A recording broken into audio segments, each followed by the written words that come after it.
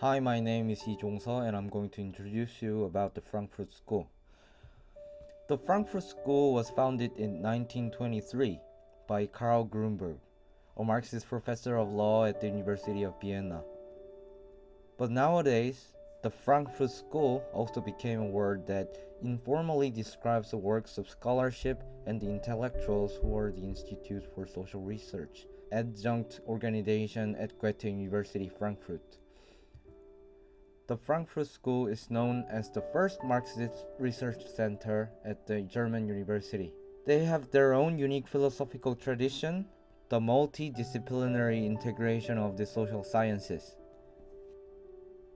This tradition came from the Frankfurt theoreticians. They proposed that social theory was inadequate for explaining the turbulent political factionalism and reactionary politics occurring in ostensibly liberal capitalist societies in the 20th century. Now I'll introduce you about the theory of the Frankfurt School. The Frankfurt School is famous for the critical theory, critical of capitalism and of Marxism-Leninism as philosophically inflexible systems of social organization. The school's critical theory research indicated alternative paths to realizing the social development of a society and a nation. The Frankfurt School perspective of critical investigation, known as open-ended and self-critical, is based on Freudian, Marxist, and Hegelian premises of idealist philosophy. 19th century classical Marxism could not address 20th century social problems, so they applied the methods of anti-positivist sociology, of psychoanalysis, and of existentialism. The critical theory work of the Institute for Social Research has been guided by Jürgen Habermas. In the fields of communication rationality, linguistic intersubjectivity, and the philosophical discourse of modernity, the works of the Frankfurt School are understood in the context of the intellectual and practical objectives of critical theory. The task of defining critical theory is less straightforward. In fact, it might be suggested that it is perhaps easier to state what it is not rather than what it is. The Frankfurt theorist Max Horkheimer described the critical theory as it seeks to liberate human beings from the circumstances that enslave them. Critical theory aims to critique society, social structures, and systems of power, and in doing so, to foster egalitarian social change. So we've checked for the critical theory. Let's go find out about book reading and journal writing. The culture industry chapter illustrates how mass culture has become an organ of self-domination. The aim of the book being to explain how the dream of enlightenment backfired. Horkheimer and Adorno had a particular view about what constituted culture and what role or purposes it played in wider society. Culture was equated with art, and a belief that it should ideally act as a form of critic of the rest of life and could provide a utopian vision of how a better life might be.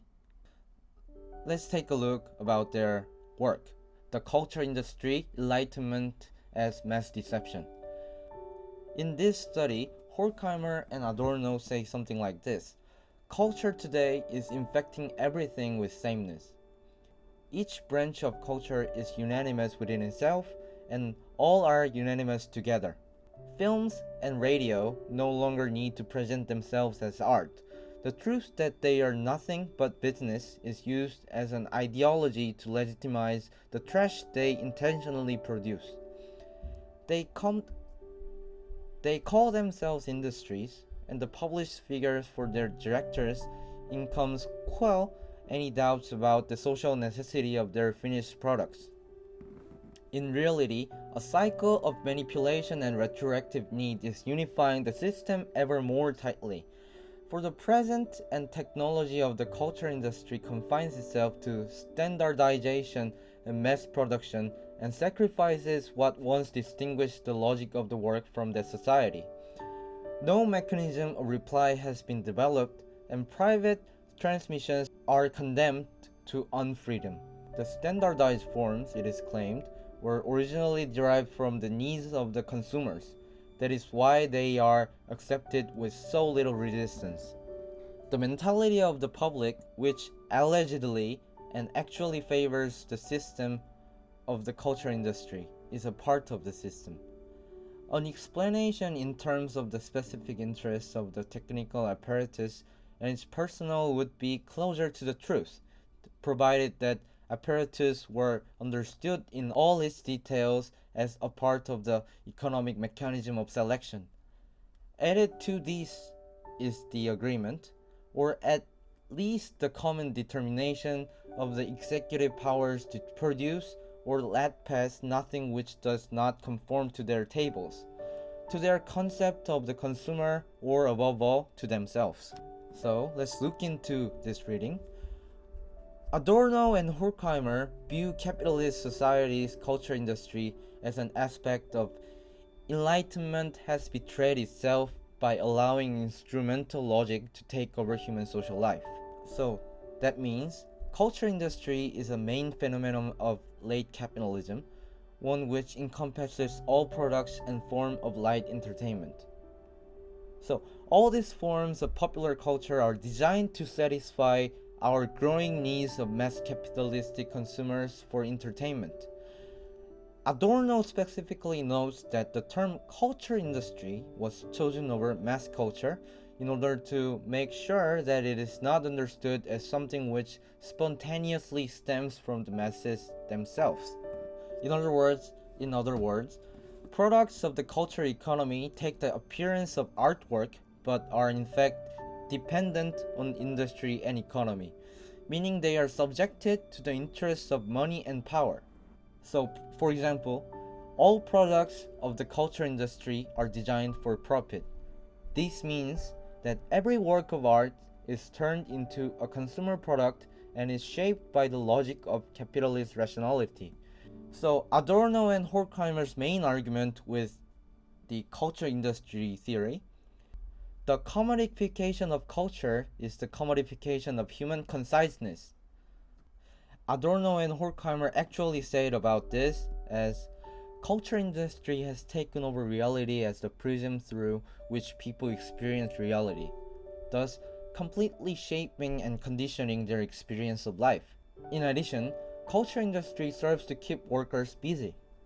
So Adorno and Horkheimer believe that culture industry turns people into passive and subordinated subjects, unable to fully take critical responsibility for their own action, a thing which is crucial for functioning democracy. People therefore gladly give in and help maintain the system by taking part in it. So the main feature of the culture industry which Horkheimer and Adorno suggested was seemingly all films and TV shows we watch are different, but in fact they follow the same recycled formulas as in other types of consumer goods, like consumers' goods. It feels like there is something for everyone here, but in fact it's all variation of the same thing. Third, modeling. Here's Adorno and Horkheimer, and they created this culture industry theory. Culture industry is a term to describe how popular culture in the capitalist society functions like an industry in producing standardized products which produce standardized people.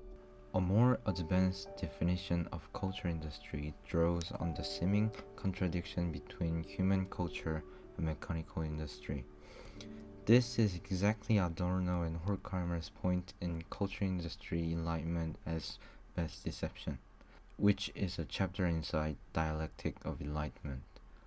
They argue that culture industry is associated with late capitalism, in which all forms of culture, from literature through films and all the way to elevator music, become part of the capitalist system of production, which also has deep cultural mechanisms and not just economical ones. According to Adorno and Horkheimer, these cultural products are not only meant for profit. It appeals to the lowest common denominator, but also produce consumers that are also adapted to the needs of the capitalist system. A simplified example which can help explain culture industry is TV lifestyles. Have you ever noticed how characters on TV shows you watch usually have great homes and nice clothes? Except in the case in which the character is poor. According to Adorno and Horkheimer, this is not a coincidence, since it's not only nice to watch good-looking people leading a good-looking life.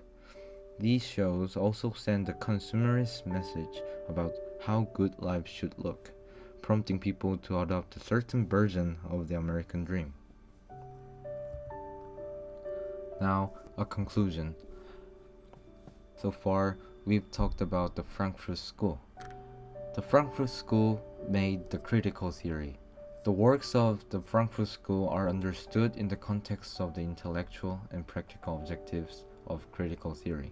And this critical theory made Theodor Adorno and Max Horkheimer to able to make this culture industry theory, which is a term to describe how popular culture in the capitalist society functions like an industry in producing standardized products which produce standardized people. Thank you for watching.